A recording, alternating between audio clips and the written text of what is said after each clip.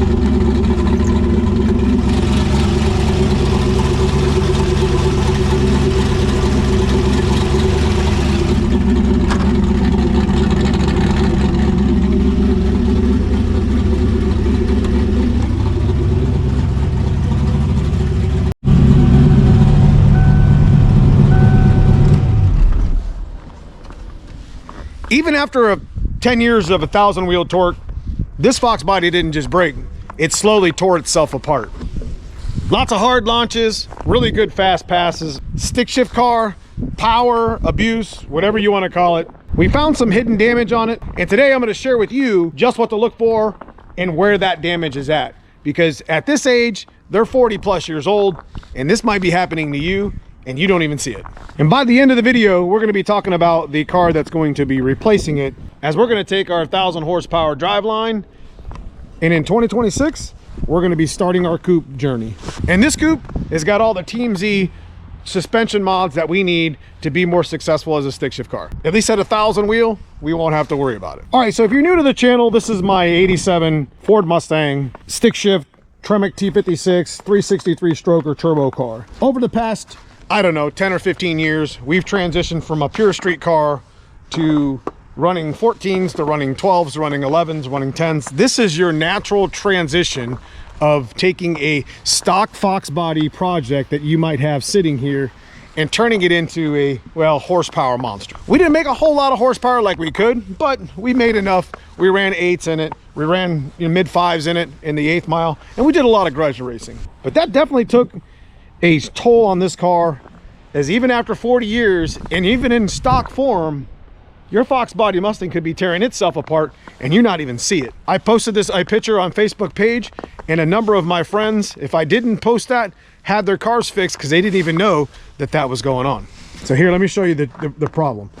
We're also going to stick this car up on the lift, and just like I did last year, we're going to take a real quick peek at some of the other problem areas that are actually hidden in the torque box area that you're going to really need to pay attention to.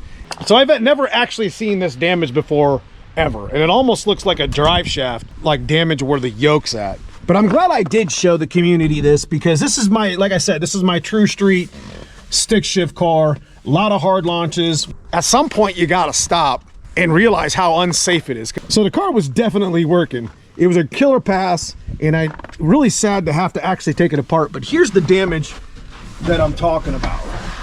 And mind you, this is like right where the seat's at. Look at the buckling. Like, that's a really weird scenario there. And I didn't notice that. That's like a recent addition. When we get up on a lift, we're gonna go ahead and look at it from underneath, and you're gonna see what I was talking about. Now the chassis is not flexed. I mean, the door closes really well. You know what I mean? It's got a really nice chrome moly cage in it. This is actually thicker chrome moly than it needs to be, because the car used to just have a roll bar in it when it ran like 12s. But the main thing is regardless if your car's stock or it makes 1,000 wheel horsepower, this is stuff that could be happening in your car that you don't even know about. 40 years old, they're settling. They've been beat on, they've been burnt out, they've been raced. You could have a 14-second, 13-second car, peel up your carpet, and have the same bend or damage. What I did notice in that pass that I just showed you is the car, I actually had to lift on it. The car probably would have ran a 550, which would have been like probably an 850 pass, 840 pass. And we didn't have it really turned up. We actually had it turned down a little bit, which kind of made me concerned because the car went left, the car went right. I adjusted my anti-roll bar. I've done a number of, this car's very dialed in for, I can drive this on asphalt and do well. It's just time for a new chassis. And I want to get it up on the lift and show you some of the areas that I'm concerned about, that I was concerned about in 25, And well, we got another year out of it. I guess I can't be mad. So let me get the car turned around. We'll get it up on the lift and we'll check out some of the torque boxes. Then we'll pop out here and talk about the coupe as it's going back into the garage today because we're going to start making plans on it.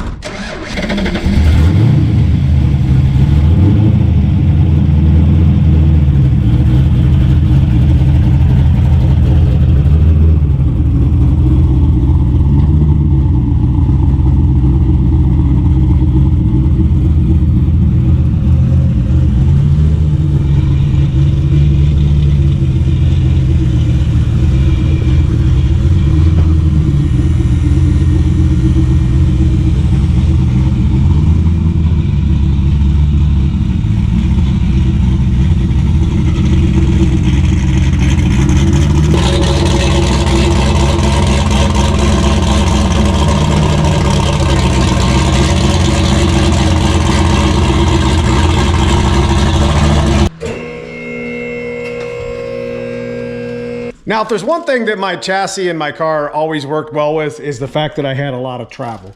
And this type of suspension allowed me to drive on a lot of different pavements on asphalt and do actually pretty well.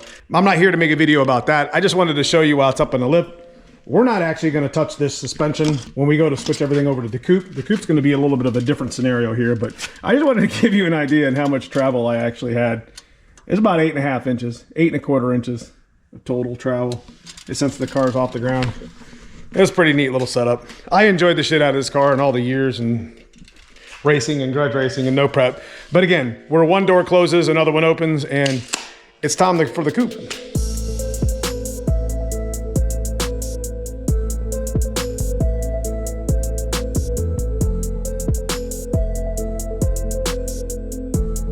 I was looking at Fred just a second ago, and we put the car up here on the lift to show you what was underneath of it, and then we were gonna go outside on the, I mean, do you hear that?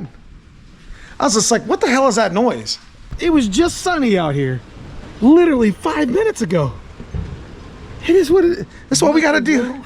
We gotta deal with this in Ohio, so we're gonna push the coupe in and I'll just finish the video in here. This is freaking ridiculous. What are we doing, bro? It's time to go to Texas or Florida, man. This is ridiculous. I can't work on shit up here. Hold on a second.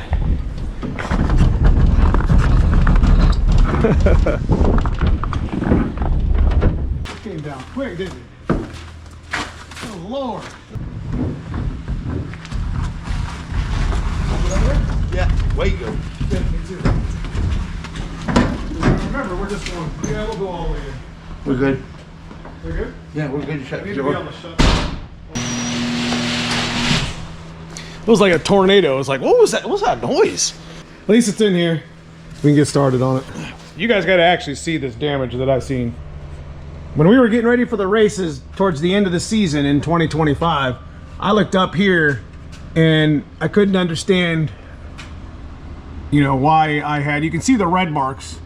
Actually, the second red mark there was after the last race. So it actually moved like an inch and it kept cracking. I had to put this thing up on the lift, and I mean, it looks like drive shaft damage, but it's not. This is right where that seat's at in the middle of the car. It doesn't help me that I put these cheaper subframe connectors on it many years ago. But guys, like I told you before, you know, this used to be a 14-second car. This was my little street car, man. This was, you know, I just getting some subframes on there was enough. I never thought I would get to the point that it's at now. Torque boxes are looking really bad, but I mean, they worked over the years.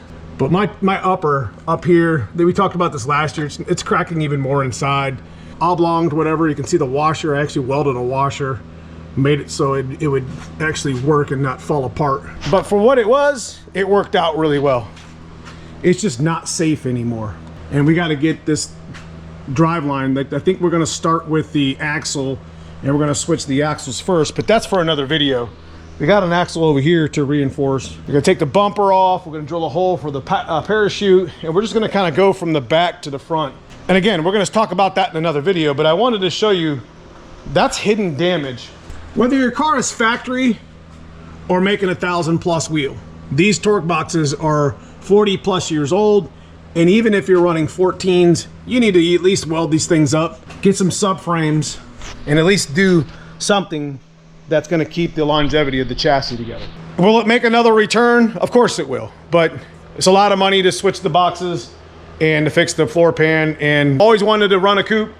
I think this coupe's gonna look really cool with the stance we got planned for it and the suspension we got planned for it, which is quite a bit different than the suspension that we had on here. This is an ex-Florida State Highway Patrol car. We've actually saved this car because its chassis was bent up pretty good, but I'm gonna show you some of the really good parts in it that we put into it and the reason why it's getting this driveline. We got a Team Z full cage in here that was welded in here and the tubular front core support.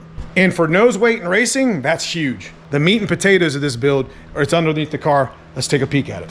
So I was supposed to put this car up on the lift, but this is what it looks like. This is what we should have in the white car, and this is probably what it's gonna get. This is a Team Z upper and lower control arm, torque boxes, and anti-roll bar, which you can buy on their site. A lot stronger, welded right to the frame and chassis. So this is going to keep the car nice and straight. It has lots of adjustment points on it. That is what's going to keep us straight going down the track. And that's one of the issues I started hearing in these. I started hearing clinks and clunks and stuff that didn't sound very confident. The one thing I do want to do is I do want to put the through the body subframes connectors from Team Z eventually. As I welded some subframes in it from Stiflers, which are really nice pieces, you'll be able to see. But I want to put the through the floor one, so I guess I'll have two sets. Making sure this car doesn't move at all, right? Like I said, this is full upper lower adjustability. I can change all different types of bar angles. So I'm not really going to need a whole lot of travel like I had in my white car to get this car to hook and go straight down the track. I'll be able to change the bar angles for radials. I'll be able to change the bar angles for slicks and, you know, have a really nice stance to it. I think it's going to look pretty killer with the RC comps that we have on the white car. I think it's gonna have a nice little setup, nice little stance. We're gonna make another video and starting to transition all the parts over, give you a game plan on what we're gonna do in 2026. Leave me a comment below, let me know what you think. Go check that underneath the carpet, underneath the seat, or peel your carpet back, your seat, whatever. Go check it out. 40 years old, these things are starting to really show their age, and they're tearing in spots that you can't see.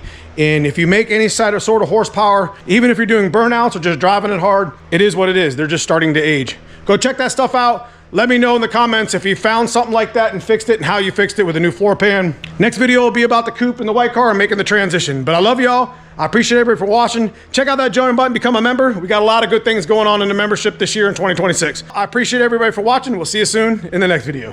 I gotta go shovel some snow.